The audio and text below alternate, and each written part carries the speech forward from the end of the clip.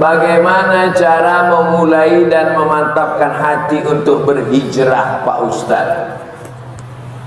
Saya sebetulnya udah lama mau tobat minum kamput nih, Pak Ustadz.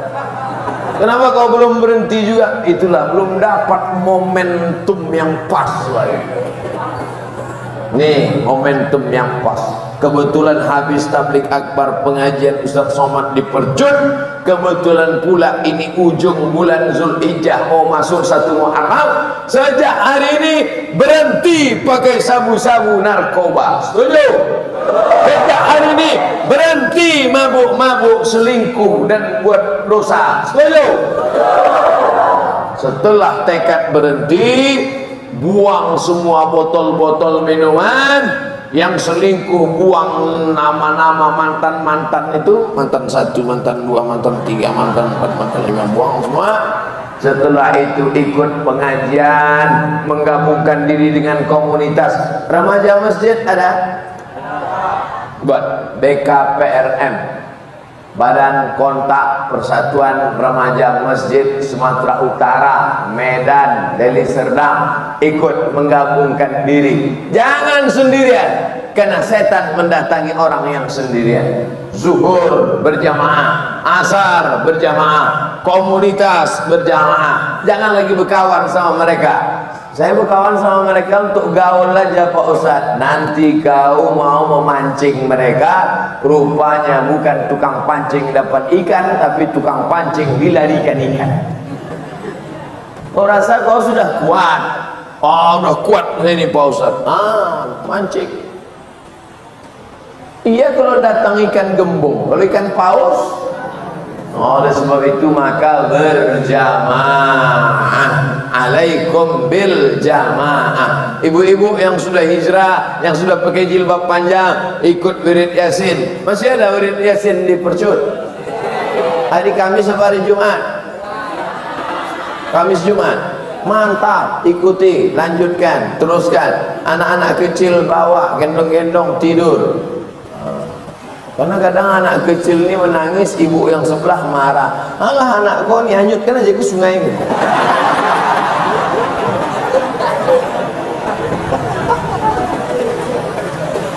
Ustadz, bagaimana jalan keluarnya menurut pandangan Ustadz tentang kurangnya minat pemuda Islam terhadap organisasi remaja masjid?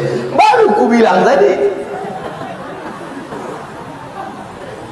belajar sama BKPRM, Badan Kontak Persatuan Remaja Masjid. Selama saya datang itu banyak berperan mereka, supaya nanti dibuat kajian, didata anak-anak muda sekitar sini, dibuatkan absennya, dibuatkan acaranya. Anak muda jangan satukan pengajian sama orang tua. Pengalaman yang sudah-sudah mereka tak mau.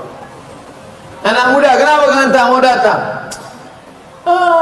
Disatukan pula kami sama orang tua. Kami Pak Ustaz takut. Takut kenapa? Asal kami tengok orang tua mau mati aja bawaan kami. Maka anak muda ini dibuat pengajian khusus anak muda. Ustadznya pun janganlah undang ustadz tua macam Ustadz Somad. Undanglah ustadz anak muda macam Ustadz Hanan At-Taqi. Ustadz anak muda yang pakai topi macam Bob Marley. Sebelum pengajian mereka pakai motor. Pakai celana jeans, koyak-koyak, tapi di dalamnya pakai karet, celana panjang, main skateboard, main futsal, pakai audio visual, pakai layar, nonton bareng. Nah itu, jadi anak muda tak bisa dia ikut sama orang tua. Apalagi bapak-bapak itu pengajian. Penjudul pengajian kita malam ini adalah bagaimana menghadapi sakaratul maut. Bisa. Anak muda ini tak mau ceramah panjang-panjang. Dia pengajiannya paling lama 15 menit. Lebih banyak dialog interaktif, ngobrol, diundang situ Pak Polisi. Bapak Ibu, Bapak jangan ikut dulu ya. Pagi hari Ahad khusus pengajian anak muda di Percut. Menghadirkan 4 dokter, polisi, tentara, Ustadz. Judulnya Bahaya Narkoba Bagi Anak Muda. Sebelum acara nonton dulu, tengok anak muda yang sakau. Tengok tuh, nanti kalau kalian main narkoba macam itu kalian setelah itu baru tanya, Pak Polisi bisa jelaskan tentang bahaya narkoba? Menurut Undang-Undang Negara Republik Indonesia, kalau pakai narkoba itu penjara. Penjara. Pak Dokter bisa jelaskan tentang narkoba? Siapa yang pakai narkoba nanti gila. Siapa yang pakai narkoba nanti salah suntik mati. Ada yang lebih rendah lagi Pak Ustadz, bodoh. Nah, berikut ini mari kita dengarkan penjelasan dari Ustadz. Mudah-mudahan setelah Bapak Polisi menjelaskan masuk penjara, dokter pula menjelaskan mati, mungkin Ustadz dapat menenangkan jiwa kita. Ustadz, apa hukum narkoba ini Pak Ustadz? Neraka jahanam.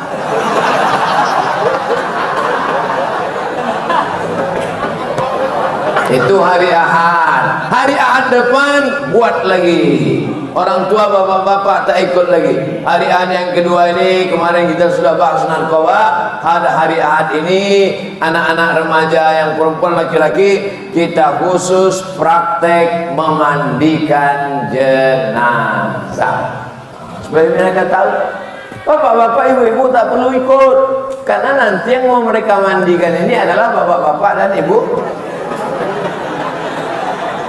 Banyak kekeliruan di masjid kita.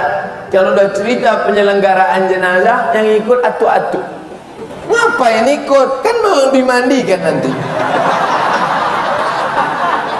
Justru yang ikut penyelenggaraan jenazah adalah anak-anakmu, anak muda, supaya kalian bisa memandikan ayah kalian. Saya ingin yang memandikan saya adalah anak saya.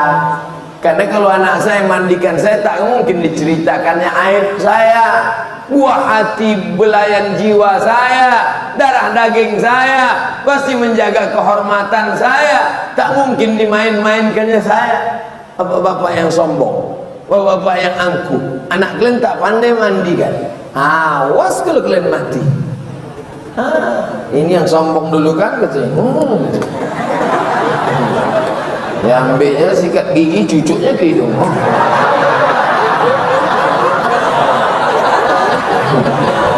Jadilah kalian yang sombong-sombong. Ibu yang kaya-kaya, yang angkuh-angkuh, yang sombong-sombong. Pas mandi nanti, anak ibu tak pandai mandikan. Siapa keluarga yang bisa mandikan? Jadi siapa? Kami serahkan aja. Sementara itu dulu ibu-ibu yang selalu diejek-ejeknya, karena miskin, karena susah. Tutupnya pintu. Anak-anak jangan ikut ya, kata kunci pintu. Kau dulu sombong kan? Dia langsung. Aduh kelentar. Makanya anak-anak kita harus diajar menyelenggarakan jenazah. Kalau sudah sakit bagaimana sakratul mautnya? Habis sakratul maut bagaimana meletakkan tangannya? Karena kalau sudah keras payah, waktu lembut itu supaya bengkok. Karena kalau udah keras tangan cuma mau membengkokkannya. Ya kalau matinya begini, kalau matinya begini.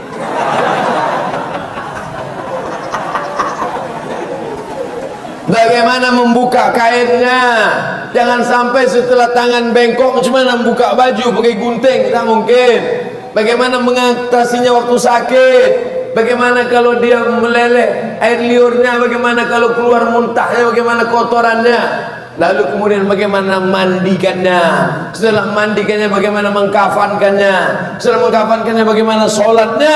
Setelah menyolatnya bagaimana menguburkannya?